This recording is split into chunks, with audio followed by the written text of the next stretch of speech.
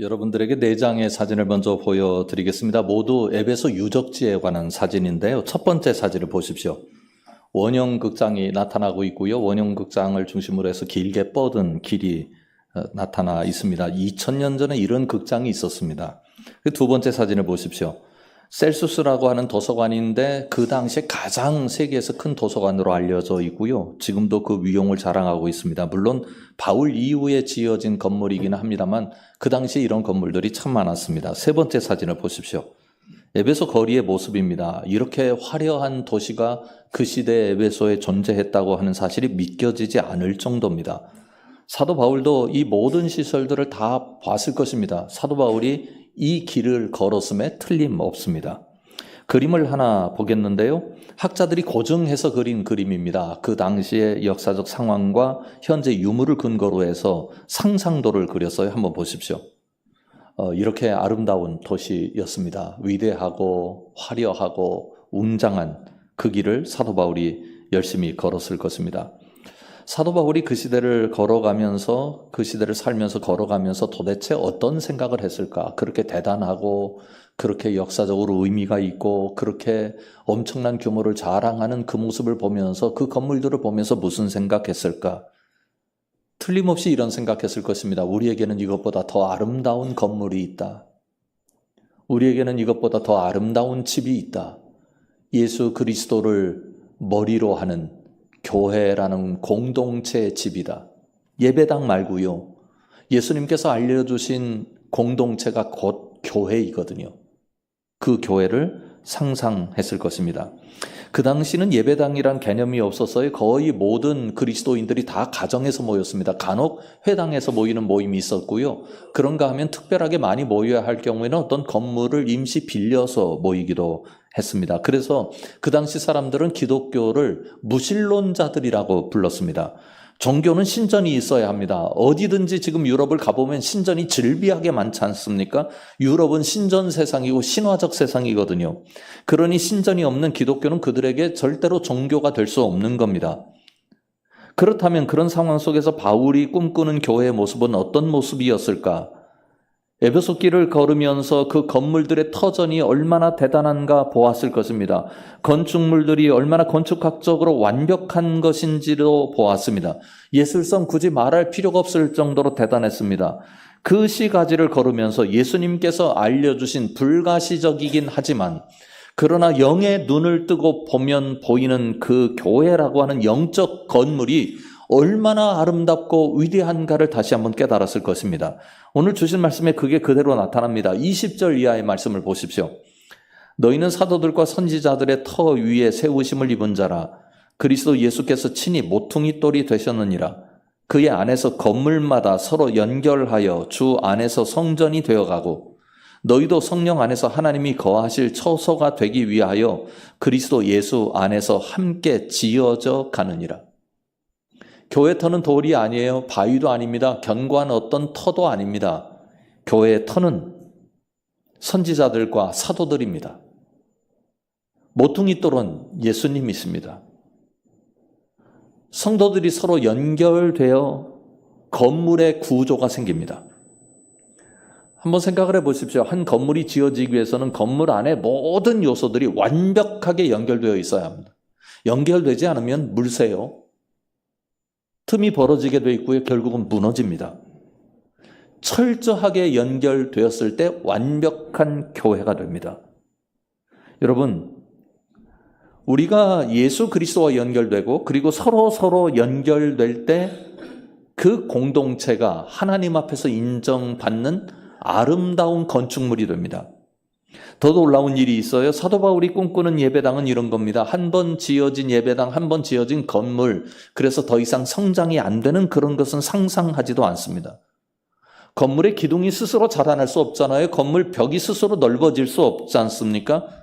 건물을 더 크게 지으려면 증축을 하거나 개축을 새롭게 건물을 지어야죠. 그러나 주님의 몸인 교회는 다르다고 사도 바울은 이야기합니다. 내가 성장하고 네가 성장하는 거예요. 우리가 성장하고 너희가 성장합니다. 그래서 거기에 나타나는 하나님의 영광이 있고요. 그 성장을 통해서 이 땅에 하나님의 역사가 드러나게 되어 있습니다. 우리는 어떤 교회를 꿈꾸는 사람들입니까? 우리는 어떤 교회를 꿈꾸며 기도합니까? 먼저 질문해야 됩니다. 교회가 누굽니까? 누가 교회입니까? 내가 교회입니다. 네가 교회입니다. 우리가 교회입니다. 여러분, 교회는 각각 존재하지 않습니다. 어떤 사람과 주님과 연결되었다고 해서 이게 교회가 아니에요. 주님께서 인정해 주시는 신앙이 아닙니다. 신앙은 주님께 연결되어 있어야 하고 서로에게 연결되어 있어야 합니다. 우리의 신앙적 과제는 이것입니다. 내가 얼마나 주님과 철저하게 연결되어 있는가, 얼마나 단단하게 연결되어 있는가, 그것에 답할 수 있어야 해요. 내가 제도적 교회의 교인이라고 해서 내가 구체적으로 주일마다 예배를 하는 사람이라고 해서 주님과 연결되어 있다고 보장할 수가 없습니다. 중요한 건 늘 내 마음속에 잊지 말고 생각해야 될 건 주님과 나는 연결되어 있는가입니다. 그런데요, 주님과만 연결되어 있다고 해서 주님께서 교회로 쳐주십니까? 아닙니다. 서로에게 연결되어 있어야 합니다. 예수 그리스도의 십자가의 피로 하나님께서 가족 삼아 주셔서 서로 연결되어 있어야 합니다. 그리스도인들끼리 연결되지 않은 교회가 아닙니다. 유기체적 연결이 교회의 교회됨의 본질입니다. 사실 기독교가 규모 있는 예배당을 갖추게 된 것은 콘스탄틴 대제 이후입니다. 국가 종교가 됐죠. 국가의 도움 없이, 특별한 사람들의 도움 없이 교회가 그렇게 웅장하고 거대한 건물로 서 있을 수가 없습니다. 사실 유럽의 거대한 성당이나 예배당은 온전히 신앙의 힘으로 세워진 건물들이 아닙니다. 황제들이 명령했다든지 아니면 명문 가문이 그걸 지었다든지, 거기에 정치적인 이유나 경제적인 이유 또 건축학적인 이유들이 교묘하게 결합되어서 성당이 되고 예배당이 되었습니다. 이왕 아까 사진을 보셨는데 몇 장의 사진을 더 보겠는데요. 여러분, 전 세계에 가장 큰 성당이 어디 있는지 아십니까? 이탈리아 로마입니다. 로마에 있는 성당 이름을 뭐라고 하죠? 바티칸 성당 혹은 베드로 성당이라고 부릅니다. 가보지 않아도요, 사진만 봐도 그 규모에 입이 벌어집니다. 첫 번째 사진을 보십시오. 성당 쪽 예배 드리는 그 처소에서 밖으로 찍은 거예요. 가운데 광장이 보이죠? 좁게 사진으로는 보입니다만 저 길이 굉장히 넓습니다. 이따 저쪽에서 찍은 사진을 볼 텐데 이게 다 성당입니다. 저 길 끝까지요. 위에서 본 사진이 있습니다. 두 번째 사진을 보십시오. 규모가 어마어마합니다. 세 번째 사진입니다. 아까 그 좁게 보이는 길이 이 정도 넓이를 가지고 있습니다. 펜스 쳐진 데까지가 다 성당이에요. 정면에서 찍은 사진이잖아요. 네 번째 사진을 보십시오. 이 건물들의 크기가 어느 정도 되는지 짐작할 만한 사진입니다. 엄청난 규모를 가지고 있습니다. 마지막 사진인데요. 성당 내부입니다. 저기에 금이 얼마나 발라졌는지 알 수가 없어요. 화려함의 극칭입니다. 유럽에 갔다가 이제 성당을 유럽 가면 꼭 보게 돼 있잖아요. 근데 제 옆에 우리나라 사람으로 보이는 분이 계셨어요. 저를 보더니 제게 목사님이냐고 묻더라고요. 그래서 그렇다고 그랬더니 자기는 교회 다니는 사람은 아니래요. 그런데 목사님한테 한 가지 부탁을 드려도 되느냐고. 그래서 무슨 부탁이시냐고. 그랬더니 목사님도 이렇게 멋진 예배당 하나 지으시면 안 됩니까? 그러더라고요. 그러면 전 세계 사람들이 엄청나게 우리나라에 몰려들 텐데, 그래서 제가 그분에게 그럼 좀 도와주시면 안 되겠습니까? 그렇게 말씀드렸습니다. 여러분 어떻게 생각하십니까? 이 아름다운 건물들, 웅장한 건물들을 보면서 우리 감동합니다. 그런데요, 그렇게 건물이 아름답고 화려하고 웅장하고 위대해 보여도 거기는 그냥 관광객이 들어가서 그렇게 볼 뿐입니다. 그리스도인의 모습이 위대하고 아름답고 완벽하고 화려해야 합니다. 누가 보아도 예배당보다 그리스도인의 공동체가 더 주님 앞에 존귀해야 합니다. 건물이 아름다워서 주님의 교회가 되는 법은 없습니다. 주님의 사람들이 아름다울 때 거기에 주님의 영광이 나타납니다. 우리 함께 성암교회가 꿈을 꿨으면 좋겠습니다.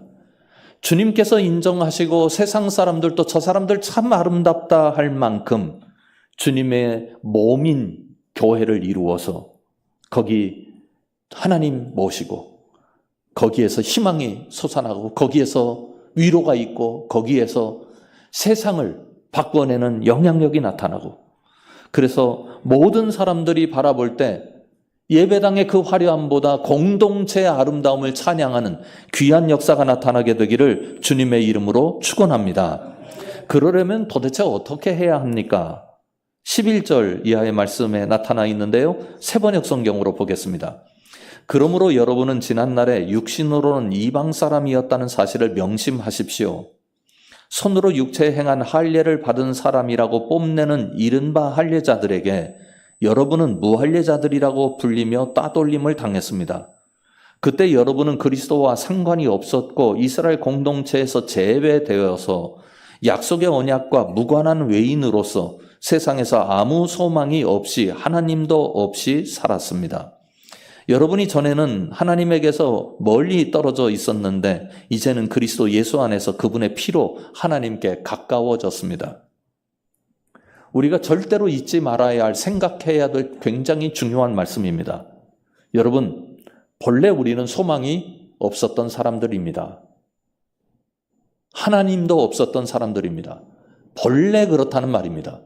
우리가 좋은 일 하지 않고 살았던 것은 아닙니다. 법을 잘 지키며 살았고 가족을 부양하며 살았고 부모님께 사랑받으며 살았고 사랑하며 살았고요. 우리에게 주어진 몫을 감당했습니다. 예수님 믿기 전에도 그리 살았습니다. 그렇다고 해서 우리가 본래적으로 소망을 가진 존재는 아니었습니다. 다른 사람들 보고 예수 안 믿으니까 여러분들 소망 없습니다. 하나님도 없는 사람들입니다. 여러분 아무것도 아닙니다. 라고 이야기하라는 말이 아닙니다. 지금 사도 바울이 우리에게 이야기하고 있는 것은 내가 그랬던 것을 기억하라는 겁니다. 내가 그랬던 것을 생각하라는 겁니다. 절대로 잊으면 안 된다고요. 본래 자기를 놓치면 신앙생활이 엉망이 됩니다. 일탈 현상을 경험할 수밖에 없습니다. 하나님께서 먼저 이스라엘을 부르셨습니다. 은혜를 베풀어 주셨죠. 그때 이스라엘 외 이방인들은 모두 하나님의 저주와 심판의 대상이라고 다 여겼습니다. 우리는 저주받아야 할 사람들입니다. 우리는 심판받아야 할 사람들입니다. 그리고 하나님의 약속과 언약에 대해서 무관한 존재들이었습니다. 그런데 그런 우리를 하나님의 자녀 삼아 주셨습니다. 본래 우리가 하나님 앞에서는 아무것도 아니었다는 사실을 놓치면 주님의 은혜가 무엇인지 모릅니다. 사도 바울은 이것을 더 분명하게 우리에게 말씀합니다. 에베소서 2장 1절부터 3절까지 말씀입니다. 그는 허물과 죄로 죽었던 너희를 살리셨도다. 그때 너희는 그 가운데서 행하여 이 세상 풍조를 따르고 권세 잡은 자를 따랐으니 지금 불순종의 아들들 가운데서 역사하는 영이라. 전에는 우리도 다 그 가운데서 우리 육체의 욕심을 따라 지내며 육체와 마음이 원하는 것을 하여 다른 이들과 같이 본질상 진노의 자녀이었더니, 사도 바울은 본질상 진노의 자녀이었다고 강조합니다. 사도 바울이 이것을 강조하는 이유는 단 하나입니다. 그렇지 않으면 하나님의 은혜를 깨달을 길이 없습니다. 하나님의 은혜 깨닫지 못하면 신앙이 지켜지지 않습니다. 본질상 우리가 하나님의 진노의 대상이 아니었더라면 굳이 예수님께서 십자가에 달려 돌아가셔야 할 이유가 없는 겁니다. 갈라디아서 3장 13절은 이렇게 말씀합니다. 그리스도께서 우리를 위하여 저주를 받은 바 되사 율법의 저주에서 우리를 속량하셨으니 기록된 바 나무에 달린 자마다 저주 아래에 있는 자라 하였습니다. 13절 한 절인데 저주가 3번이나 나타나요. 본질상 진노의 자녀여서 우리가 저주를 받아야 되는데 예수님께서 십자가에 죽으신 이유는 우리가 받아야 할 그 저주를 예수님께서 받으시는 그 구원의 과정이라고 말씀합니다. 이것이 십자가의 은혜입니다. 십자가의 은혜를 놓치면 그리스도인은 신앙의 전부를 놓치게 되어 있습니다. 한 번은 집에 들어가는데 이제 아파트 공동 현관을 지나야 되잖아요. 비밀번호를 제가 알고 있어서 비밀번호를 누르기 시작했어요. 그런데 제 뒤에 중학교 2학년 여학생 한 명이 서 있었습니다. 다른 층에 사는 친구였어요. 비밀번호를 열심히 눌렀습니다. 그런데 문이 열리질 않아요. 그래서 제가 비밀번호를 다른 걸 눌렀나 다시 한번 생각하고 정확하게 비밀번호를 누르기 위해서 천천히 눌렀어요. 오탄하지 않게요. 그런데 안 열려요. 그 중학교 2학년 여학생이 저한테 가까이 오더니 아저씨 샵을 먼저 눌러야 돼요. 샵을 누른 다음에 비밀번호를 누르니까 열리더라고요. 왜 그랬느냐면 자동차를 타고 가니까 자동차 키 지갑 속에 그 아파트 출입키를 집어넣어 놨어요. 그래서 이렇게 대면 열리니까 비밀번호를 평상시에 사용하지 않은 겁니다. 그런데 그때는 뭔가 잠깐 나갔다 오느라고 자동차를 타지 않았었거든요. 그리고 들어가려니까 이제 비밀번호 누르는데 이게 습관이 되지 않았던 거예요. 엘리베이터를 타고 올라가면서 그 여학생한테 내가 이래서 이랬다라고 설명을 하니까 정말요? 그러더니 말은 그런데 얼굴 표정은 와, 그것도 모르고 사나 그런 표정이었어요. 여러분, 자주 사용하지 않으면요 내가 사용하는 걸 사용할 줄 모르게 돼요.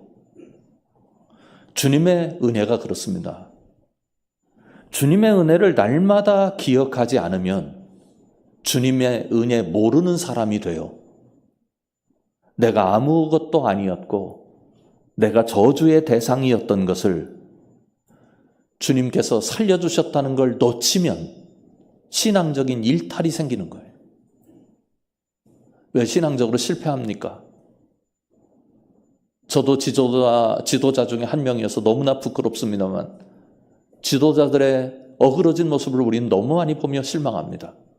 뿐만 아닙니다.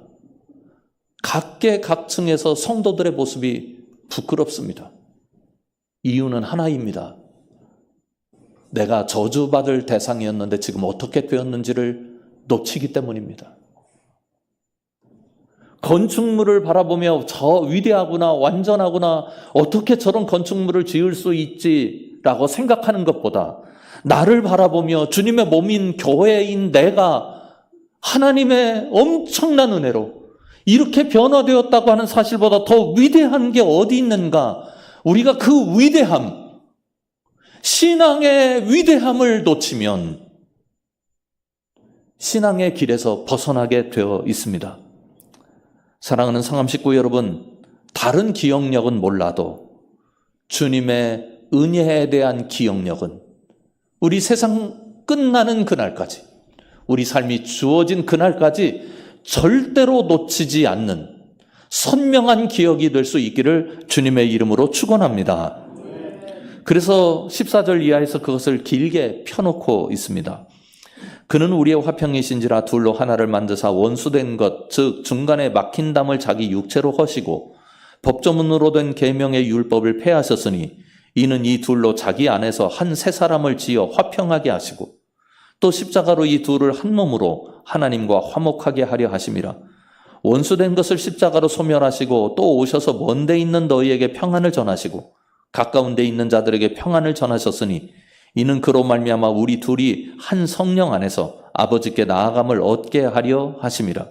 세 가지를 하셨다고 소개합니다. 하나는 우리를 정죄하는 법조문, 그것으로부터 해방시키기 위해서 그 법조문 자체를 폐기하셨다고 말씀합니다.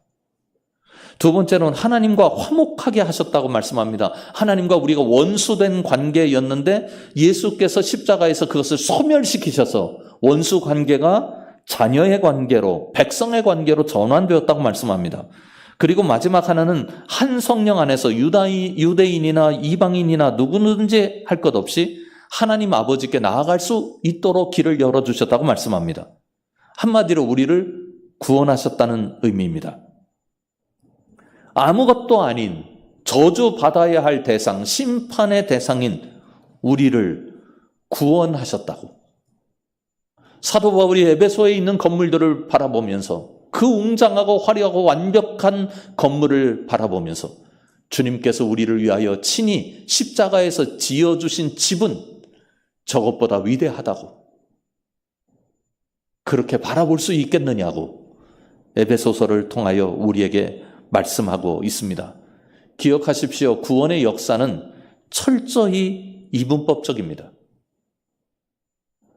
구원 받았거나 받지 못했거나 중간이 없습니다.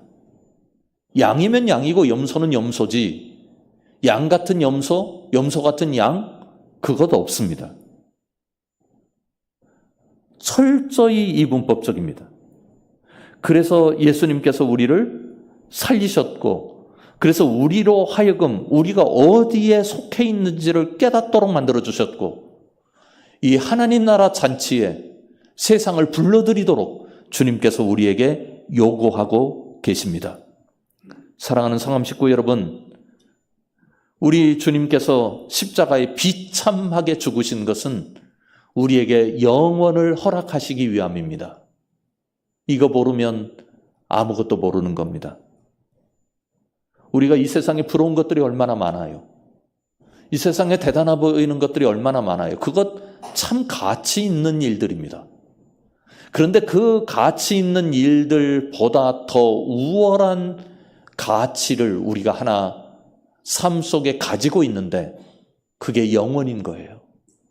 영원을 계산할 줄 알고 영원의 관점에서 세상을 바라볼 줄 알면 우리 삶의 방식이 달라집니다.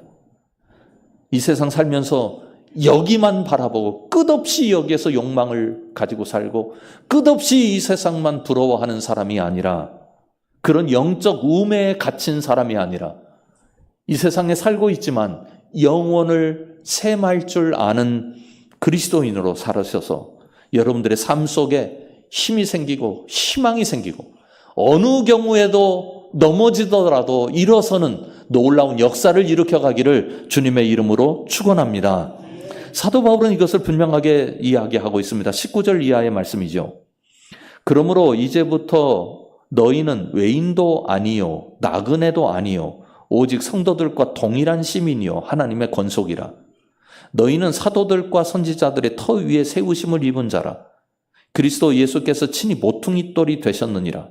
그의 안에서 건물마다 서로 연결하여 주 안에서 성전이 되어가고 너희도 성령 안에서 하나님이 거하실 처소가 되기 위하여 그리스도 예수 안에서 함께 지어져 가느니라. 두 가지를 사도 바울이 요약하고 있어요. 첫 번째로는 우리가 하나님의 시민이라는 겁니다. 그 당시 유럽 세계는 인간이 둘로 나뉘어요. 로마의 시민권자냐, 로마의 시민권자가 아니냐. 그래서 그 당시 어떤 도시는 로마의 시민권을 얻게 하기 위하여 그 도시 자체를 황제에게 바쳤습니다. 어떤 조건으로요? 우리 도시를 시민권자의 도시로 만들어 주십시오 하는 조건으로요. 그럼 그 도시를 다스리는 왕이 도시 자체를 바치는 거예요. 얼마나 영광스러우면 그렇겠습니까? 사도 바울이 그리스도인들에게 이야기합니다. 그 시민권보다 더 위대한 시민권이 여러분에게 있습니다. 여러분이 노예입니까? 여러분이 자유자가 되지 못했습니까? 시민권자가 되지 못했습니까? 기억하십시오. 우리 주님은 여러분에게 시민권을 나누어 주셨습니다. 또 하나 이렇게 말씀하시는 거예요. 여러분이 성전입니다. 허드렛 사람들이 아닙니다. 여러분 중에 어떤 사람은 남의 집에 가서 요즘 말로 하면 파출부처럼 일을 하고 그 집 일을 대신해주고 밥을 먹고 사시는 분들이 계실 겁니다. 그래서 여러분은 하찮습니까? 아닙니다. 우리가 성전입니다. 우리가 하나님이 거하시는 집입니다. 저 위대한 건물 그 안에 하나님 거하시지 않습니다. 그런데 여러분과 저 사이에 하나님 거하십니다. 그거 믿으실 수 있겠습니까? 도전하고 있는 것입니다. 사랑하는 성함 식구 여러분, 우리는 그리스도 안에서 하나님의 자녀가 되는 권세를 가졌다는 사실이 무엇인지 잘 모르고 살 수 있습니다. 그런데 오늘 사도 바울의 우리를 향한 이 선포된 말씀에서 다시 한번 우리의 아이덴티티를 찾았으면 좋겠습니다. 우리가 교회입니다. 우리 교회 공동체는 바티칸의 최고의 성당보다 더 아름답습니다. 에베소의 인류 문명을 찬란하게 펼쳐놓고 자랑하고 있는 그 유적지, 그것들보다 우리가 더 아름답습니다. 우리 교회가 예수님에게 제대로 강하게 연대되어 있고, 여러분들 서로가 위에서 위로하고 응원해주고 세워주고 그리고 섬기고, 그래서 나를 빛나게 하기보다는 나는 당신을 빛나게 하겠습니다 라고 마음 먹고 서로 관계할 수 있다면 주님의 영광은 우리 성암 공동체를 통해서 드러나게 될 줄 믿습니다. 우리 교회가 주님의 영광을 드러내고 그 영광을 경험하는 교회 될 수 있기를 주님의 이름으로 축원합니다. 기도하겠습니다. 하나님, 혹시 우리도 예수님을 믿으면서 세상 사람들이 가진 그 눈을 가지고 나를 바라보고 다른 사람도 바라보는 것은 아닌지 주님 앞에 다시 우리 자신을 내어놓고 묻고 주님의 시선을 가지는 사람으로 저희들을 변화시켜 주시길 원합니다. 주님, 우리가 주님 앞에 철저히 주님과 연결되어 있는 존재라는 고백을 갖게 하여 주시옵고, 교회 공동체가 보잘것없어 보이지만 그들을 통해서 하나님께서는 지금까지 이 세상의 역사를 일구어 오셨다는 사실을 깨닫고 우리도 그 대열에 참여하는 하나님의 귀한 존재들임을 다시 한번 고백하며 살게 하여 주시옵소서. 예수님 이름으로 간절히 기도드립니다. 아멘. 사랑하는 여러분, 이 세상의 모든 것이 다 끝나는 일이 있을지라도 우리에게 끝나지 않는 것이 하나 있습니다. 예수님의 사랑입니다. 꼭 믿고 살아가시기 바랍니다. 지금은 우리 주 예수 그리스도의 은혜와 하나님 아버지의 다함 없으신 사랑하심과 성령님의 동행하심이 주님과 연결되고 서로 연결되어 가장 아름다운 교회 공동체로 살아가기로 다짐하는 주의 사랑하는 모든 백성들 위에 지금부터 영원까지 함께 계시기를 간절히 축원하옵나이다. 아멘.